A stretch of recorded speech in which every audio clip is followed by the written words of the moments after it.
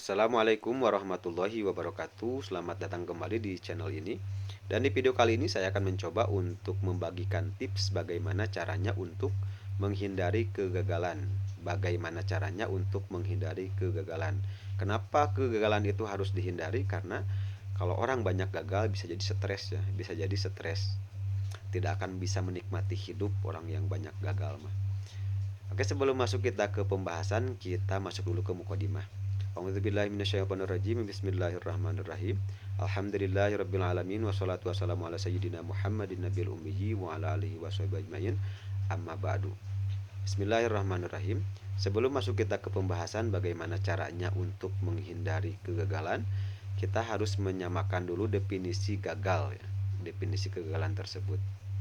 Nah, kita bikin simpel dulu. Gagal yang dimaksud di sini adalah tidak tercapainya sebuah tujuan. Tidak tercapainya sebuah tujuan berarti bisa dikategorikan gagal begitu ya. Contohnya begini, ada seseorang berjualan di pagi hari, tujuannya itu untuk mendapatkan uang. Nah, apabila dia tidak mendapatkan uang di akhir jualannya berarti bisa dikatakan sebagai gagal karena uangnya tidak dapat. Nah, ketika seseorang mempunyai tujuan dagangnya untuk mendapatkan uang, ketika dia tidak mendapatkan uang berarti dia gagal dalam berjualan karena tidak tercapai tujuan. Tujuannya tadi apa? Mendapatkan uang. Uangnya tidak didapatkan begitu. Nah, terus bagaimana caranya untuk menghindari kegagalan? Nah, caranya sangat mudah ya. Caranya sangat mudah. Karena tadi definisi gagalnya itu adalah tidak tercapainya sebuah tujuan, berarti untuk menghindari kegagalan, agar kita tidak gagal berarti kita tidak boleh mempunyai tujuan. Ketika kita tidak mempunyai tujuan berarti kita tidak akan mengalami gagal.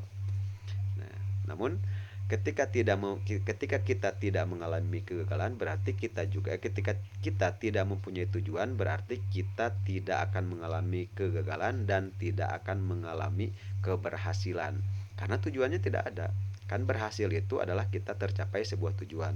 Gagal itu adalah berhasil itu adalah tercapai sebuah tujuan. Gagal itu adalah tidak tercapainya sebuah tujuan.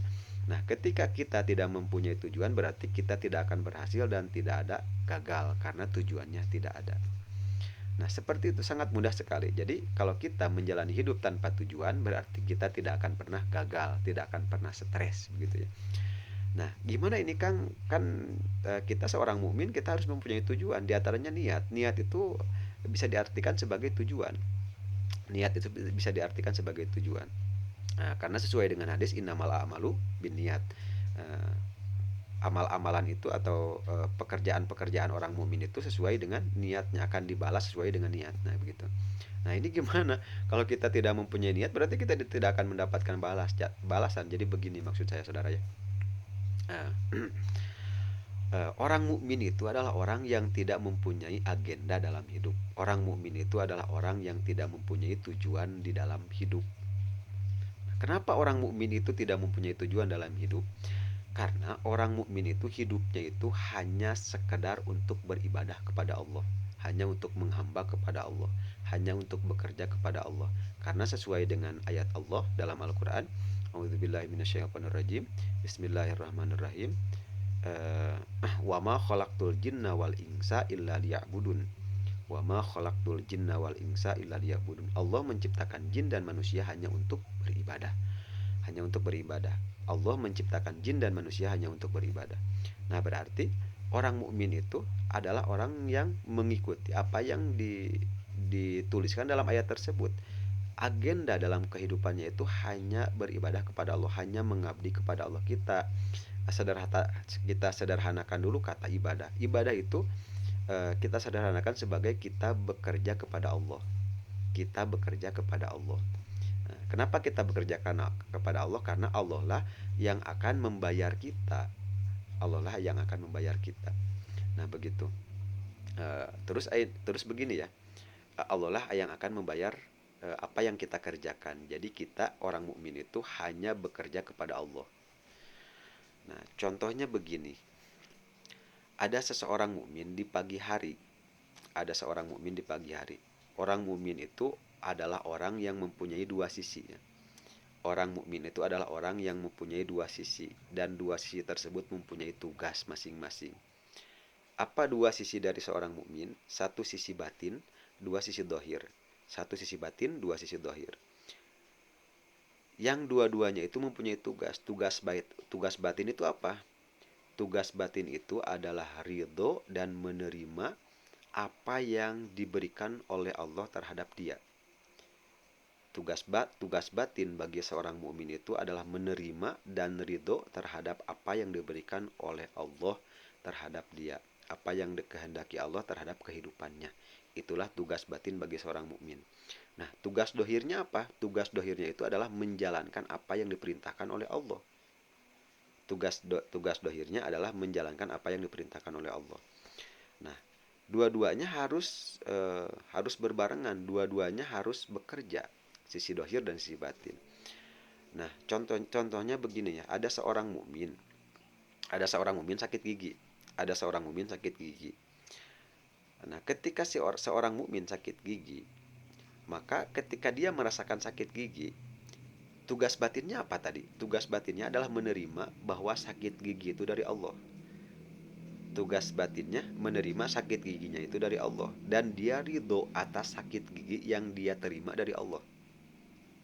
Nah, itu tugas batin. Nah, setelah beres tugas batin, ketika dia menerima sakit gigi tadi, menerima apa yang diberikan oleh Allah, nah tugas dohirnya apa? Tugas dohirnya itu adalah mencari obat, mengobati sakit giginya, mengobati sakit giginya. Nah, ketika dia melaksanakan atau mencari obat sakit gigi, mengobati sakit giginya, misalkan memakan oskadon lah begitu, makan oskadon. Nah, ketika dia tidak sembuh, maka dia tidak gagal karena dia tidak mempunyai tujuan dalam mengobati sakit giginya. Dia tidak mempunyai tujuan dalam mengobati sakit giginya. Kan tadi pengen sembuh. Enggak, dia mengobati sakit gigi bukan karena pengen sembuh, tapi karena diperintah oleh Allah.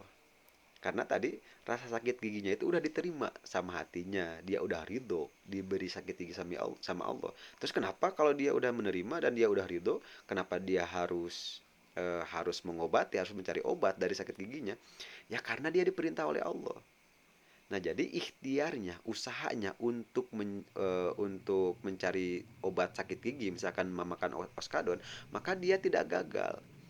Karena dia tidak mempunyai tujuan atas apa yang dia kerjakan, yaitu mencari obat. Dia tidak mempunyai tujuan karena dia hanya menjalankan apa yang diperintahkan oleh Allah begitu. Atau misalkan begini, di pagi hari seorang mukmin tidak punya apa ya, tidak ada makanan. Seorang mukmin di pagi hari tidak ada makanan. Terus dia berdagang, berjualan.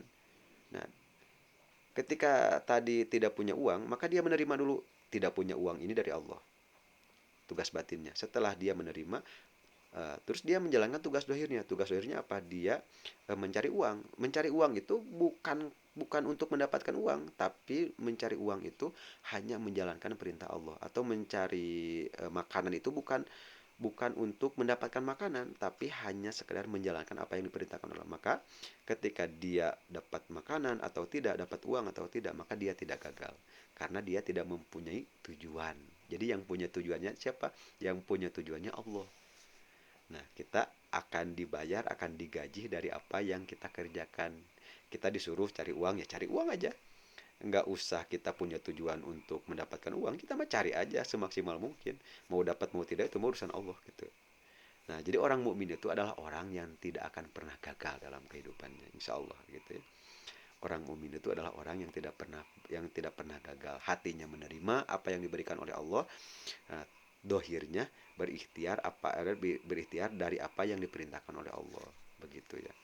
Nah, sekian dulu untuk video kali ini, mudah-mudahan ada manfaatnya buat kita semua dan semoga kita semua selalu menjadi orang-orang yang selalu ridho dan diridhoi oleh Allah Subhanahu wa taala. Amin ya Allah ya rabbal alamin. Silakan mau ada yang ditanyakan atau mau ada yang di request, silakan untuk pembahasan besok. Dan untuk pembahasan kali ini saya cukupkan dulu segitu. Wasikum wa nafsi bitaqwallah. Wassalamualaikum warahmatullahi wabarakatuh.